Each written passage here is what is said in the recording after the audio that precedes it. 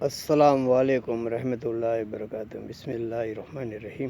اللہم صلی علی سیدنا بارک وسلم۔ میرے بھائی دوستو بزرگوں، میری ہر ایک بات غور فکر کان لگا کے سننے کا اور اس کے اوپر عمل کی نیت سے سننے کا اور اللہ سے مانگنے کا اللہ تعالیٰ جو میں سن رہا ہوں اس میری زندگی کے اندر عمل کر لا دے۔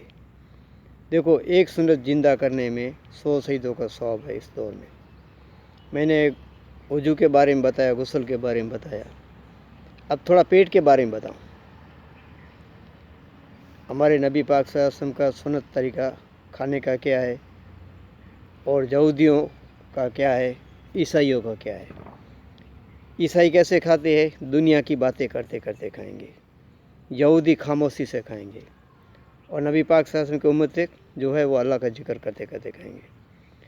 کھانے جب سامنے آ جاوے تو پاک دسترخوان بچھا دے، دسترخوان بچھانے کے ہلکا لگا کر بیٹھ جاوے، اور جب کھانا سامنے آ جاوے تو بسم اللہ والا برکت اللہ کر کے اپنی سائڈ سے کھانا اسٹارٹ کر دے اور اللہ کا ذکر کرتے کرتے ہوئے کھاوے۔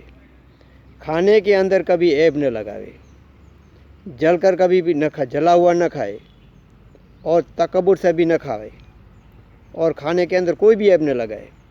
کھانا جو پکا رہا ہے نا اپنے گھر کے اندر، مسورت ہماری جو پکا رہی ہے، اس کو یہ نہیں ہے کہ ہمارا کھانا بگڑے، میرے شوہر کو، میرے بیٹے کو، میرے بھائی کو، میرے ابا کو میں بگڑا ہوا کھانا کھلاؤں۔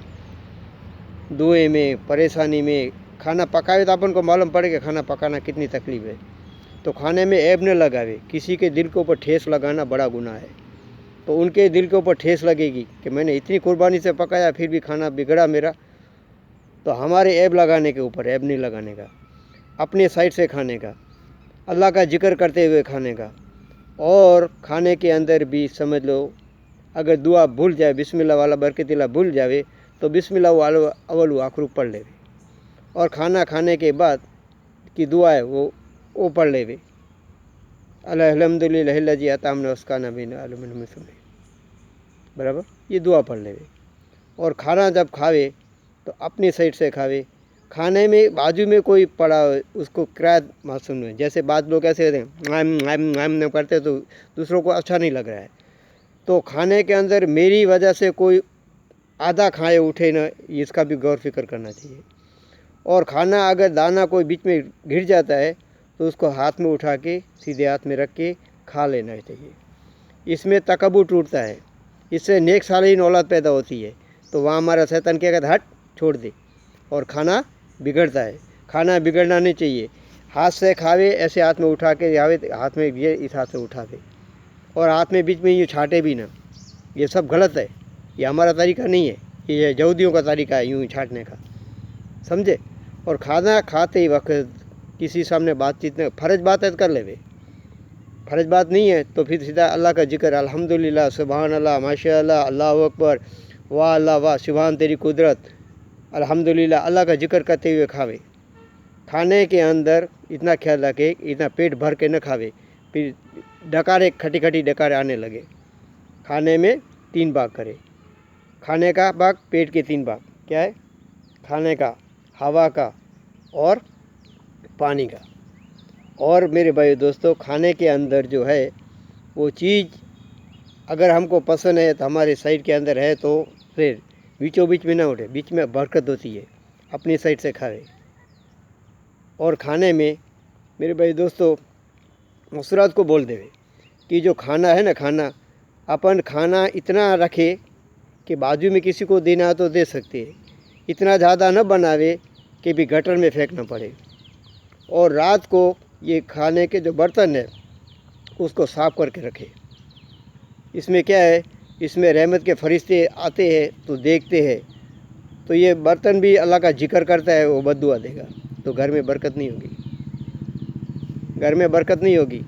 اور کھانا کیا ہے کہ پاک اللہ نے ہم کو کھانا دیا ہے، وہ کھانا اگر گٹر میں جا رہا ہے تو اس کا گناہ ہم کو لاگو نہیں پڑے گا۔ اس سے کم پکاؤ، حکمت سے، مسورات کے سامنے حکمت سے پیش آنا چاہیے۔ تو اگر سنت طریقے پر آپ کھاؤ گے نہیں تو آپ کو بیماری کوئی لاگو نہیں پڑے گی۔ ہر جگہ پیٹ کی بیماری، گیس کی بیماری، ڈائبٹیز کی بیماری کہاں سے آئی؟ पहले तो बीमारी थी नहीं, अब ये तरीका खाने का छोड़ा तो बीमारी आ गई हमारे घर के अंदर। हर घर के अंदर बीमारी, हर घर के अंदर परेशानी।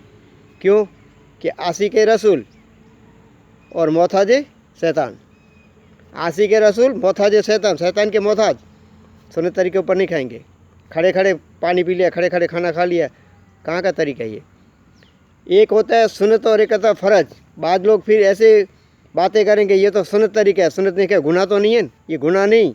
हमारे नबी के अभी का दौर जो चल रहा है कि एक दौर ऐसा आएगा कि सुन्नत को लोग मजाक समझेंगे। आज मजाक समझते, दाढ़ी को मजाक समझते, कपड़े को टोपी को मजाक। ये तो फ़र्ज क्या है, सुन्नत है ना, ऐसी बात करके निकल जाते। नहीं, उस दौर के अंदर अगर मेरी एक सुन्नत जिंदा करेगा उसको 100 शहीदों का सवाब। शहीद किसको बोलते? अल्लाह के रास्ते में अगर जान दी, एक कतरा खून का ज़मीन पे पड़ा, सारे गुनाह माफ़। दूसरे जितने कतरे पाएंगे जन्नत में दर्जे बुलंद। ऐसा एक शहीद नहीं, 100 शहीदों का सवाब इस खाने, एक सुन्नत जिंदा करने में।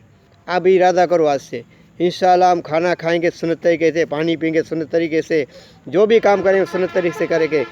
मेरे से कहने नहीं होगा, मैं तो आपके लिए दुआ करूँगा, लेकिन आपको दिल के अंदर लाना है कि अल्लाह ताला हमने जो सुना है सुन्नत तरीका, तो सुन्नत तरीका हमारी ज़िंदगी के अंदर ला दे, ताकि कब्र में हम सीधा जाएंगे तो नबी को पहचान सके। सुन्नत तरीका होगा तो कब्र में पहचान सके, नहीं तो ला इल्मी कह देंगे। मैदान हश्र में हौज कौसर सुन्नत तरीका ज़िंदगी में अपनाया होगा तो वहाँ मैदान हश्र में हौज कौसर मिलेगा, वरना भी कुछ नहीं। बस शौकन शौकन भगाओ भगाओ भगाओ, फरिश्ते कहेंगे, मेरे नबी कहेंगे आने दो, ये कौन है?